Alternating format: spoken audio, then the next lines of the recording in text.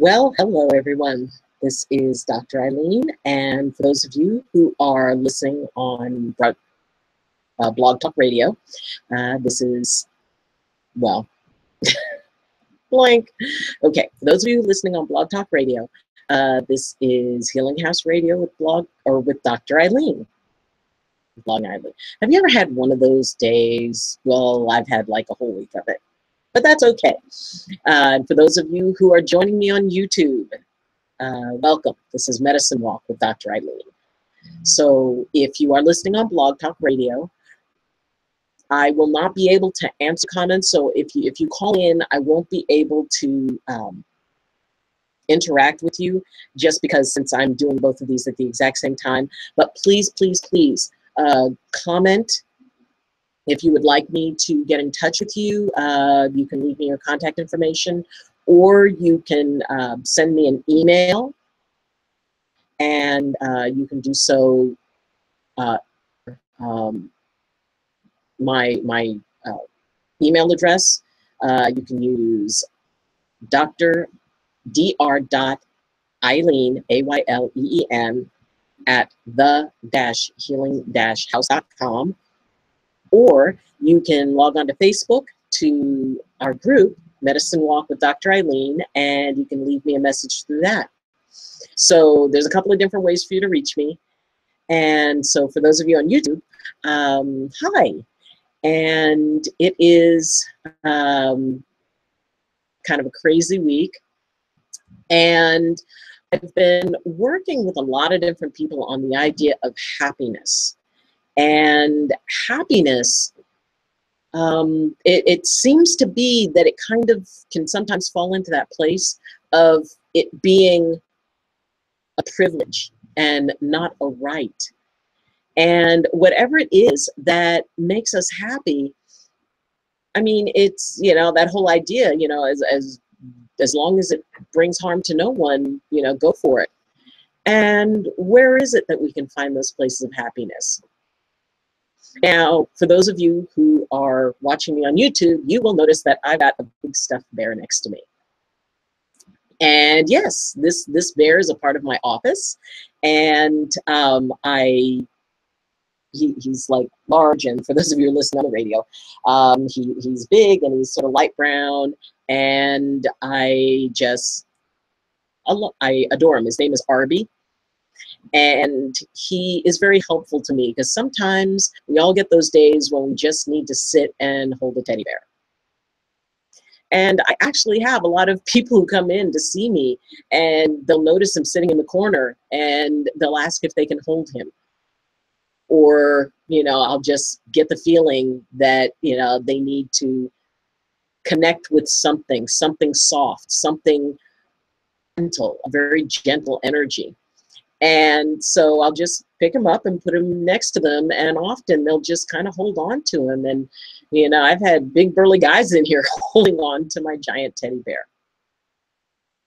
But that is a way to find happiness, is just if you can find something you can hold on to that is safe. And that can be kind of hard to find sometimes. And it can be hard to find those places where you can just be happy. And sometimes we figure, well, okay, I'm allowed to be happy as long as everybody else is happy first. And I need to hold off on my happiness because I've got to take care of all these other people.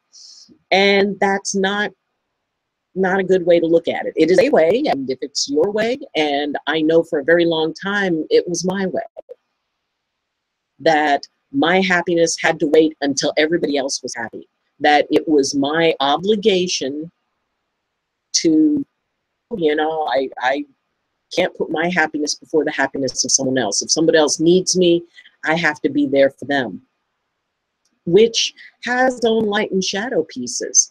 The light side of it is that, yeah, it's wonderful. I get a lot out of being there for people. I get a lot of enjoyment out of my time, and when somebody calls up and they're in a real bad way, and I can talk to them, and then, you know, it's kind of, it gentles the process for them.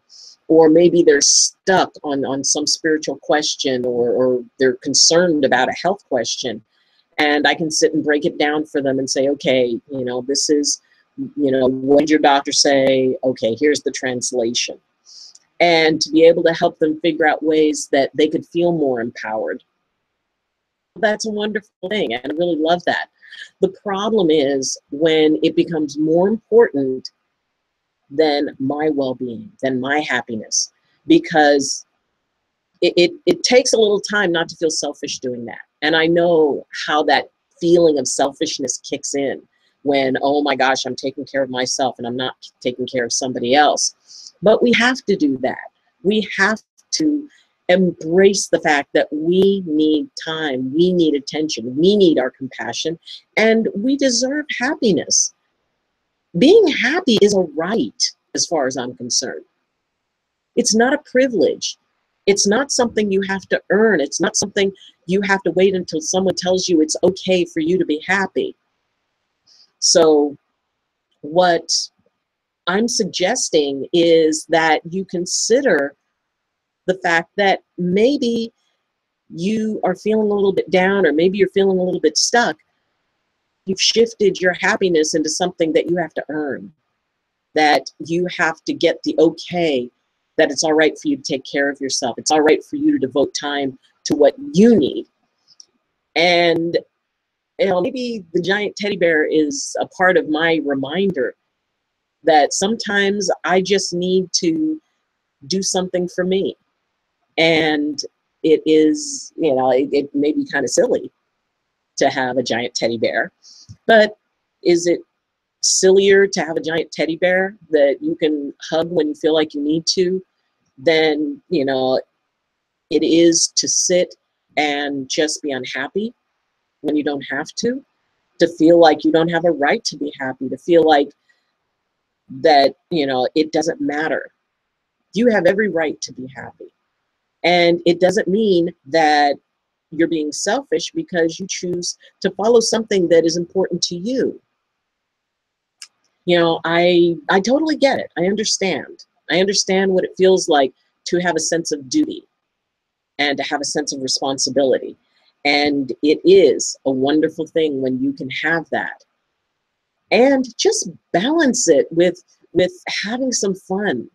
Balance it with something that pleases you and doesn't necessarily please anybody else. Allow yourself that maybe you need to spend an afternoon just sitting and doing nothing. You know, personally, my little guilty pleasure, which I'm totally not, don't feel guilty about, is playing video games. Honestly, I love playing video games. And one of the things that I enjoy other than playing video games is going on YouTube and watching, you know, other people who are so much better at them than I am, watching them play the video games. And I like that. It relaxes me. It's sort of like going on a fun little journey. Like, you know, I'm sitting there and this person is sitting next to me and they're playing this game, and, you know, and it's a lot of fun. Well, that's one of the things that I do for my happiness. Does it have to make sense to anybody else? No. Does anybody else have to agree with it? Not at all. It is me and my me time that I enjoy video gaming. And it is important for you to figure out, what is it that you enjoy? What is it that you enjoy that maybe no one else gets? It's like, well, why do you like to do that? Or, you know, maybe it's polka dancing, maybe it's skydiving, maybe it's you know, cooking unusual foods, maybe it's quilting, or maybe you like to go and watch glass blowing demonstrations. Whatever it is that you like to do, you don't have to justify doing it. You don't have to say, well, you know, I love to go to a thimble museum because, you know, it's historic, or because of this or because of that. If it pleases you, do it. Enjoy it. If somebody says, well, why are you doing that? Why are you going to a quilting bee, or why are you going to a plant store? I know a lot of people who really, really, really enjoy just going and walking around plant stores. And if somebody says, well, why would you do that? It's like, well, because it pleases me, because it makes me feel good, because I enjoy it. But the thing is, because is an answer all on its own. Well, why do you like doing that? Because. And leave it at that. Because you don't have to justify it to anyone. You don't have to create a reason. If you have a favorite outfit and people is like, well, wow, why did you wear that? Or, why do you like wearing that? Because. Because it's your right to. Because it doesn't have to impress anyone but you. It doesn't have to change anything in your life to just do what you want. I mean, your responsibilities will still be there. They'll still be waiting for you. And if you can just enjoy yourself for a few minutes, there's a whole lot of very heavy energy. I mean, there's all kinds of stuff going on in the world, in the natural world. There's all kinds of political stuff. There's always stuff happening that is going to somehow weigh you down. And we went from an eclipse, which is about that aspect of shadow overriding, seeming or appearing dark from our perspective, to the equinox, the autumn equinox, where at this point it transitions to the days getting shorter, to it being darker earlier. I mean, it doesn't happen all at once in a minute, but it does gradually happen. And it's during this time that a lot of people experience seasonal affective disorder, which is basically that, because of the lack of light and, because it's turning into a colder sort of, more, subtle type of energy, there's not as much sunlight. And that can actually trigger people to go into depression. And if you do suffer with that, I'm really sorry. And I hope that you're getting help. I know that there's a lot of things that people do. There's full spectrum lighting. There's, there's just a lot of different things. So if you are experiencing that, please talk to somebody, consult with someone, because there are ways that can make it a little bit more bearable for you. So as we're going into this sort of time of less light, this time of, with shorter days, you feel like you're not getting as much done maybe. And when you have the opportunity, and I mean whenever you have the opportunity, especially right now, you to do something that lifts your spirits, to do something that helps kind of restore your balance. It really doesn't matter what it is. Just go ahead and do it and enjoy doing it. Don't feel guilty about doing it. If it brings harm to none, why not? And, and if it's something that, maybe harmful to somebody, it's like, no, that's not about finding happiness. Someone might say, oh, well, if you have, if you have something that, you get somebody who's an unpleasant person and they just like going out and saying mean things to people. It's like, well, that's not the same, because that's not even giving happiness. Creating pain is not something in and of itself. It creates something. It may give somebody a moment of satisfaction, a moment of feeling powerful, but it really isn't happiness. We're talking about that good feeling that, wrap it on a cold day, wrapping a blanket around you that just came out of the dryer type of feeling. It's getting to spend the whole day in your pajamas, maybe eating that favorite cereal that you used to enjoy when you were a kid. Maybe it's that, watching that movie that always makes you laugh. Maybe it's going to a plant store, just sitting outside on a lawn chair and reading a book. Or maybe it's going to an amusement park and riding on the rides and seeing, the sun setting over the ocean. I mean, we have the Santa Cruz Park, which is the beach and boardwalk, which is an amusement park, and there's all kinds of rides there, and then you sit and you watch the ocean. And it whatever it is that gives you happiness. Maybe it's going to a batting cage and just, or going to a golf course, and practicing your putting, or going to a video arcade that you haven't been to since you were a kid and playing that little Space Invaders machine that's always in the back corner. What is it that makes you happy? And don't justify it. It's like, well, I used to enjoy this. It's like, will you enjoy it again? Well, I can't do that because of this and because of this. It's like, well, maybe there are legitimate reasons. Maybe you used to love going to Coney Island when you were little, when you lived on that side of the country. And so, okay, you can't quite get to Coney Island, but maybe you can go to the boardwalk and maybe that'll feel about the same. Maybe you used to love to skydive, but you can't afford to go, or maybe physically you've got something going on with you that you can't do that. How close can you get? How able are you to be able to say, you know what, I can't have that, but this also makes me happy? And one of the things that is a concern, or is kind of like a red flag warning, is when you stop finding joy in things that you once found joy in. Maybe it's cooking. Maybe you haven't been able to really get in the kitchen and cook something or bake something like you've always liked doing, or that you used to do. Whatever it is, find that place. Are able to claim your right to happiness, because honestly, it doesn't matter what you choose.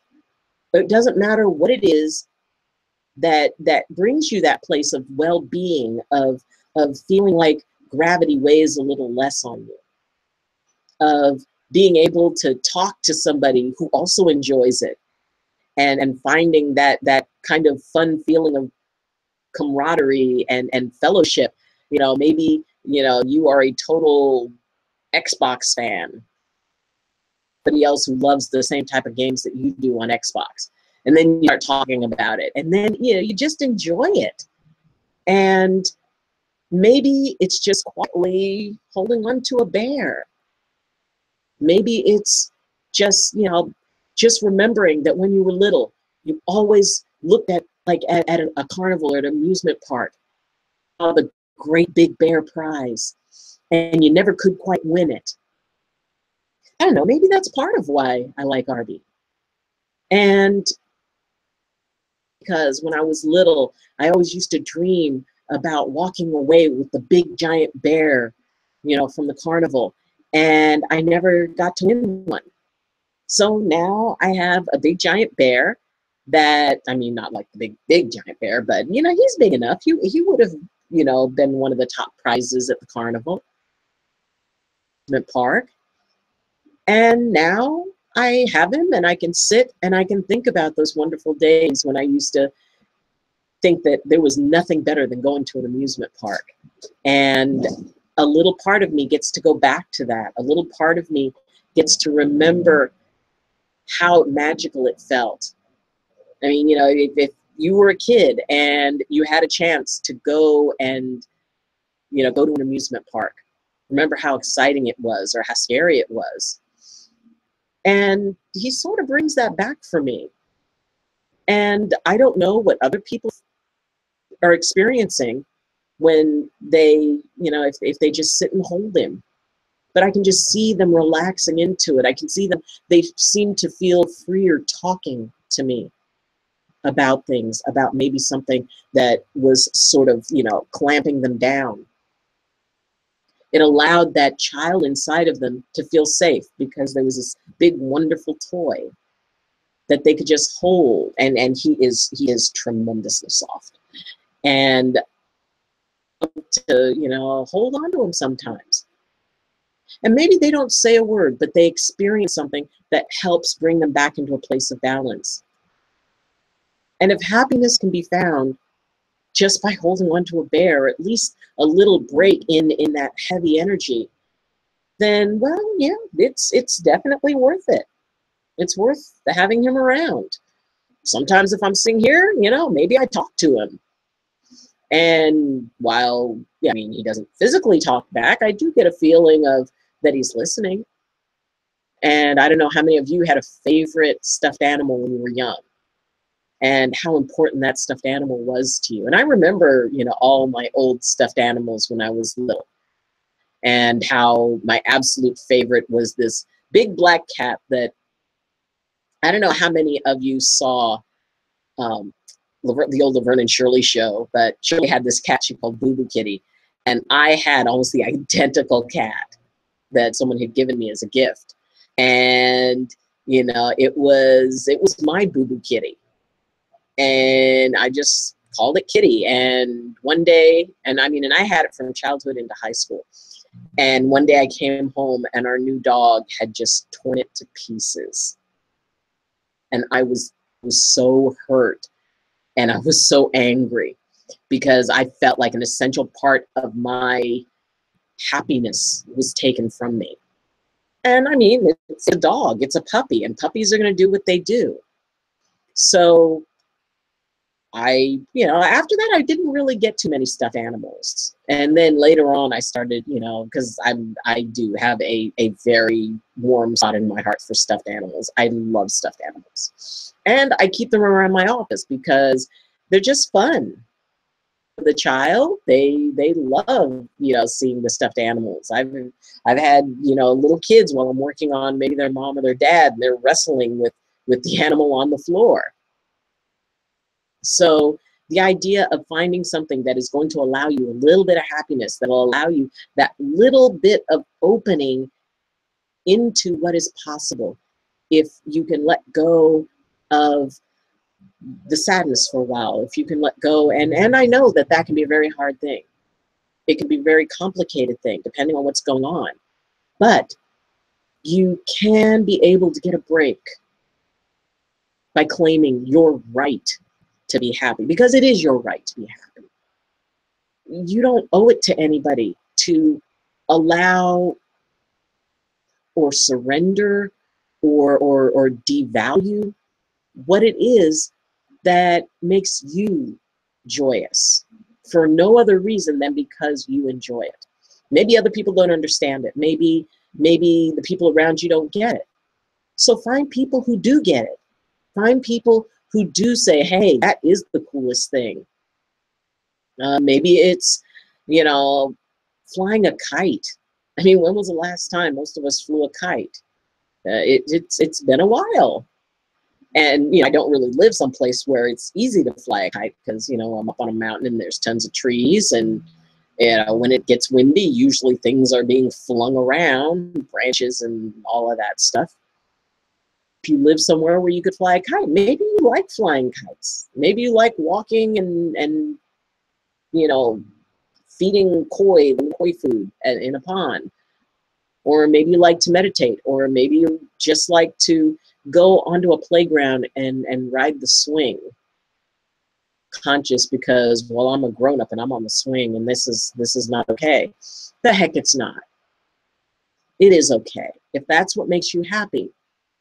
And if you haven't tried that in a while, I suggest you try it. You may feel a little uncomfortable at first, but once that feeling comes back, that back and forth and the wind blowing past you and you kind of lean back a little bit, and that little thought in the back of your mind, wow, maybe I could make it all the way up and around. Or how high can I go? Or maybe, do I want to try jumping off? Probably not, depending on, what's going on with you, but you can think about it. You can remember what it felt like. Magic all around us. And a part of that magic is the ability to be happy and the ability to find things that make us happy. And I really hope and pray that you find something that makes you happy. Not because somebody else tells you, well, okay, you can have this time off for you to be happy. Just claim it. Just pick one thing, one single thing that you can embrace and that you can just do because it pleases you. Maybe you go and you buy yourself a big bear and you put it somewhere and Say, okay, that's my bear. And my bear and I are going to watch TV together, or, you're going to, you have something that you keep at the office that, you can just kind of, maybe a little stuffed animal you put on a shelf, or maybe one of those little tabletop games with the little ball that clicks back and forth that used to drive me crazy. But whatever it is that you do, whatever it is that you want to do, just go ahead and do it. Go ahead and embrace it. Allow yourself the opportunity to figure out what it is that makes you happy, and make time for it. Make time for you. Because when you have a chance to, at least every once in a while, to go and find happiness and to be happy and to find joy, sometimes those moments get few and far between. So anytime you can get a moment like that, grab onto it with both hands and at least enjoy it for a little while. Because honestly, happiness is a right. It's your right. It doesn't have to be a privilege. And whatever it is that you choose to do, just do it because it pleases you. You can always be there for everybody else. You can always still devote a lot of time to what other people's need. I do. I spend a lot of my time working with other people and being there for other people and talking with people. And I still find time to, during the day, maybe during my lunch, I'll just sit and I'll put Arby next to the bed, or next to me on the couch, because, I have my couch here, and, I'll just sit and I'll look at a video that I really enjoy, or I'll look up some information that I really like, or maybe I'll just look up some comic strips and read the comics from the day. Whatever it is, whether it's big or little, if it makes you happy, go for it. So thank you for joining me, and thank you for sharing this space, and I hope it brought you some happiness, or at the very least, I hope it opened you up to the possibility that there is something out there that can make you happy.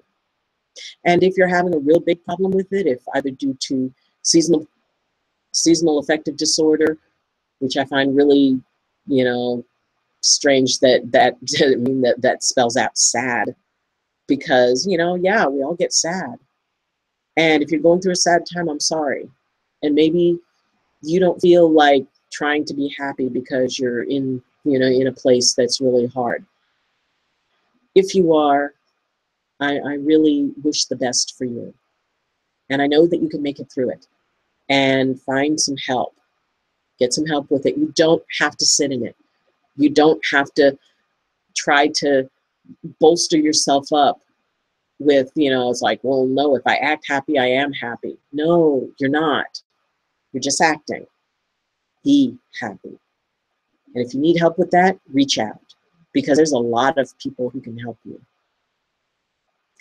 So I will be back next week, and I will be on both YouTube and Blog Talk Radio. And for those on Blog Talk Radio, if you'd like to actually see what I look like, if you'd like to actually see what Arby looks like, then go to the YouTube channel for Medicine Walk with Dr. Ayleen.